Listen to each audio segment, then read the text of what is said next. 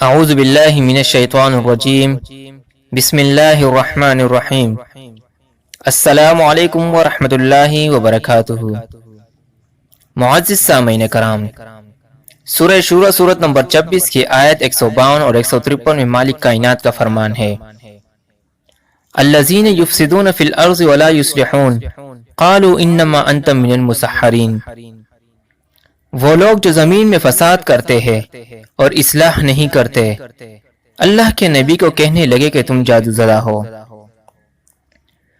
موجودہ امت مسلمہ کی اکثریت اس بات کے قائل ہے کہ جادو سے نفع و نقصان پہنچایا جا سکتا ہے، جس کی حقیقت ہم پارٹ 1، پارٹ 2 اور پارٹ 3 میں واضح کر چکے ہیں قرآن اور حدیث سے، کہ جادو باطل، جھوٹ اور فریب کے سوا کچھ نہیں۔ جادو سے نہ تو کسی کو نفع و نقصان پہنچایا جا سکتا ہے، نہ ہی جادو کے زور سے کسی گدھے سے انسان اور انسان سے گدھا بنایا جا سکتا ہے۔ یہ سب جادوگر کا کھیل تماشا اور دنیا پرست مولوی اور پیر کی کمائی کا ذریعہ ہے، اور اپنے اس کاروبار کو بچانے کے لیے انہوں نے انبیاء علیہ السلام کو بھی نہیں بخشا، اور کبھی کہا کہ موسیٰ علیہ السلام جادو سے ڈرے، اور کبھی کہا کہ ایک یہودی لبید ابن عاصم نے نبی کریم صلی اللہ علیہ وسلم پر جادو کر دیا تھا، جس سے نعوذ باللہ نبی کریم صلی اللہ علیہ وسلم کے دماغ پر اثر ہو گیا تھا۔ آپ صلی اللہ علیہ وسلم ایک کام کرتے اور پھر کہتے میں نے نہیں کیا۔ یہ نبی کریم صلی اللہ علیہ وسلم کی شان میں گستاخی نہیں تو اور کیا ہے؟ نبی کریم صلی اللہ علیہ وسلم پر جادو کے واقعے کی حقیقت کیا ہے، اس پر بعد میں بات کرتے ہیں۔ پہلے میں ان لوگوں سے سوال کرتا ہوں جو کہتے ہیں کہ نبی کریم صلی اللہ علیہ وسلم پر لبید ابن عاصم نے جادو کر دیا تھا اور آپ صلی اللہ علیہ وسلم کے دماغ پر اثر ہوا تھا، تو میں ایسے لوگوں سے یہ پوچھتا ہوں کہ فرض کرے ایک شخص آپ کے پاس آئے اور آپ سے کہے کہ بھائی آپ کے والد صاحب کے دماغ پر اثر ہوا ہے، اس نے کھانا کھایا اور اب کہتا ہے کہ میں نے نہیں کھایا، تو بتاؤ آپ یہ اطلاع دینے والے شخص کے ساتھ کیا کرو گے؟ یہی نہ کہ 2-3 باتیں اس کو سنا دو گے کہ تمہاری ہمت کیسے ہوئی کہ آپ نے کہا کہ میرے باپ کے دماغ پر اثر ہوا ہے۔ آپ اس سے لڑنے لگو گے کہ آپ نے میرے والد صاحب کو جھوٹا کیسے کہا کہ کھانا کھانے کے بعد کہہ رہا ہے کہ میں نے نہیں کھایا۔ ذرا سوچئے، جب ایک انسان اپنے والد صاحب کے بارے میں یہ فضولیات برداشت نہیں کر سکتا تو ایک نبی اور رسول کے بارے میں اس کا ایمان کیسے گوارا کرتا ہے کہ وہ ایسی بات کہے یا سنے؟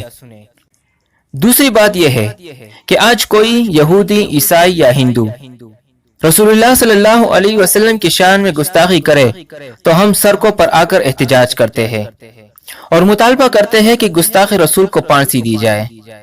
دوسری طرف ہم خود ممبر و محراب سے یہ کہتے ہیں کہ ایک یہودی لبید ابن عاصم نے ہمارے نبی محمد رسول اللہ صلی اللہ علیہ وسلم پر جادو کر دیا تھا، جس سے آپ صلی اللہ علیہ وسلم ایک کام کرتے اور پھر کہتے میں نے یہ کام نہیں کیا۔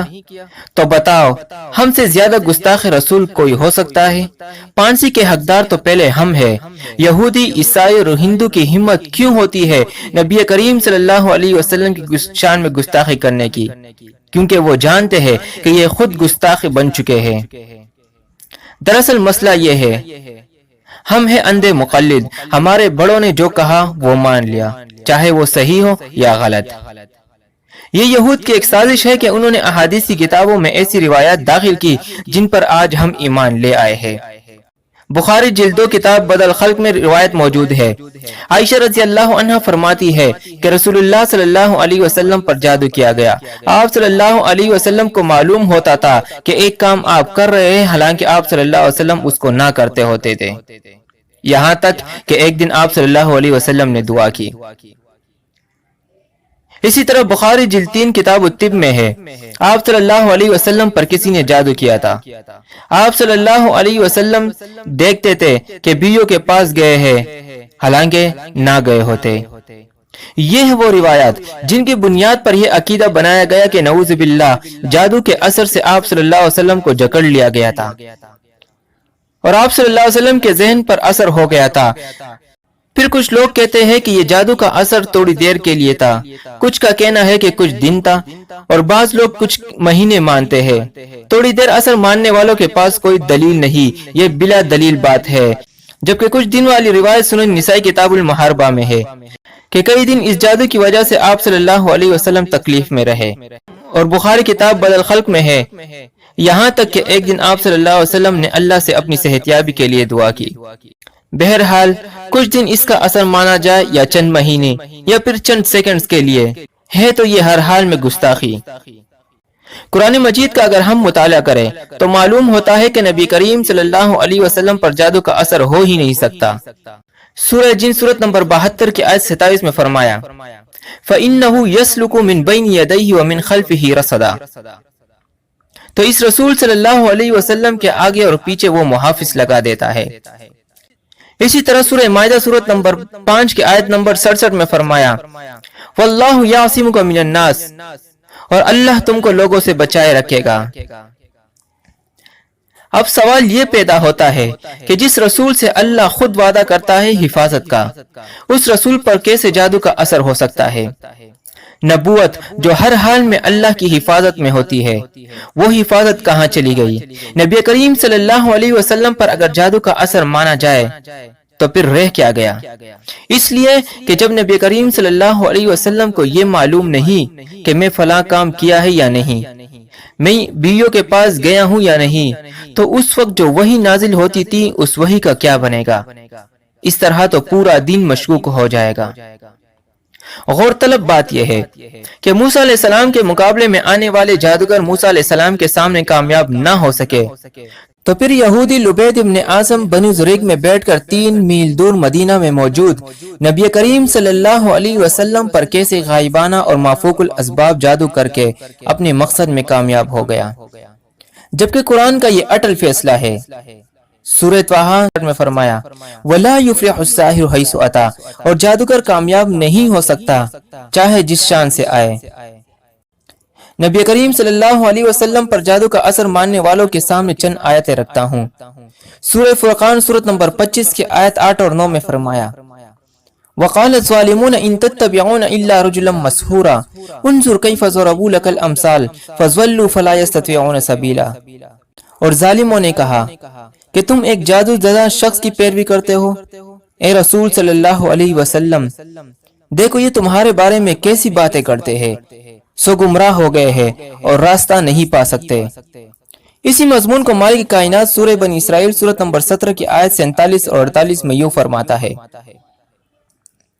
اِذْ يَقُولُ الظَّالِمُونَ إِن تَتَّبِعُونَ إِلَّا رَجُلًا مَسْحُورًا انظُرْ كَيْفَ ضَرَبُوا لَكَ الْأَمْثَالَ فَضَلُّوا فَلَا يَسْتَطِيعُونَ سَبِيلًا، جب ظالم کہتے ہیں کہ تم تو ایسے شخص کی پیروی کرتے ہو جس پر جادو کیا گیا ہے، دیکھو انہوں نے کس کس طرح کی تمہارے بارے میں باتیں بنائی ہے، سو یہ گمراہ ہو رہے ہیں اور راستہ نہیں پا سکتے۔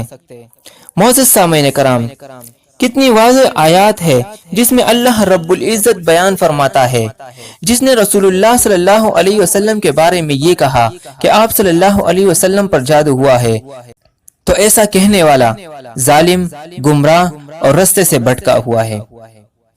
جادو والی روایات کی تفسیر المنار، تفسیر المراغی، تفسیر فی ظلال القرآن اور تفسیر تدبر قرآن نے تردید کی ہے، اور حنفی عالم ابو بکر جساس اپنی فقہی تفسیر احکام القرآن میں لکھتے ہیں اس قسم کی روایات ملحدین کی گڑی ہوئی ہے۔ ہر قوم نے وقت کے رسول کو یہی کہا کہ تم پر جادو ہوا ہے۔ سورہ شورى سورت نمبر 26 کی آیت 152 اور 153 میں صالح علیہ السلام کے بارے میں کہا الذین یفسدون فی الارض ولا یصلحون قالوا انما انت من المسحرین، وہ لوگ جو زمین میں فساد کرتے ہیں اور اصلاح نہیں کرتے، کہنے لگے کہ تم پر جادو کیا گیا ہے۔ شعیب علیہ السلام کی قوم نے کہا قالوا انما انت من المسحرین، کہا کہ تم پر جادو کیا گیا ہے۔ سورہ بنی اسرائیل سورت نمبر 17 کی آیت 101 میں فرعون نے موسیٰ علیہ السلام کو کہا فقال له فرعون انی لاظنک یا موسیٰ مسحورا، فرعون نے موسیٰ علیہ السلام سے کہا کہ اے موسیٰ، میں خیال کرتا ہوں کہ تم پر جادو کیا گیا ہے۔ قرآن مجید کی مندرجہ بالا آیات بتلاتی ہے کہ ظالموں، کافروں، مشرکوں، گمراہوں، مفسدوں اور فرعون کا عقیدہ تھا کہ اللہ کے انبیاء علیہ السلام پر جادو ہو سکتا ہے، اور قرآن کی روح سے نبی کریم صلی اللہ علیہ وسلم پر جادو کا اثر ماننے والے ظالم، گمراہ اور ہدایت سے محروم ٹھہرے۔ اب جو لوگ یہ عقیدہ رکھتے ہیں کہ نبی کریم صلی اللہ علیہ وسلم پر جادو کیا گیا تھا اور آپ صلی اللہ علیہ وسلم کچھ عرصہ معاذ اللہ جادو یعنی شیطانی فعل کے زیر اثر رہے، قرآن کی مندرجہ بالا آیات پر غور کرے اور اپنی حیثیت و انجام کا تعین کر لے۔ شان رسالت صلی اللہ علیہ وسلم اور عصمت انبیاء علیہ السلام میں گستاخی اور بے ادبی کی روش اختیار کرنے کا وہی انجام ہوگا جو اللہ تعالیٰ نے ظالموں، کافروں، مشرکوں، مفسدوں اور گمراہ باقی قوموں کے لیے مقرر فرما دیا ہے۔ معزز سامعین کرام، ویڈیو میں بیان کی جانے والی باتیں اگر حق اور سچ لگے تو ویڈیو کو لائک کریں، چینل کو سبسکرائب کریں اور ویڈیو کو سوشل میڈیا پر زیادہ سے زیادہ شیئر کریں۔ اللہ رب العزت ہمیں تمام کفریات، شرکیات، بدعات اور رسومات سے محفوظ رکھے، آمین۔ اقول قول ھذا استغفر اللہ لی ولکم ولسائر المسلمین، والسلام علیکم ورحمۃ اللہ وبرکاتہ۔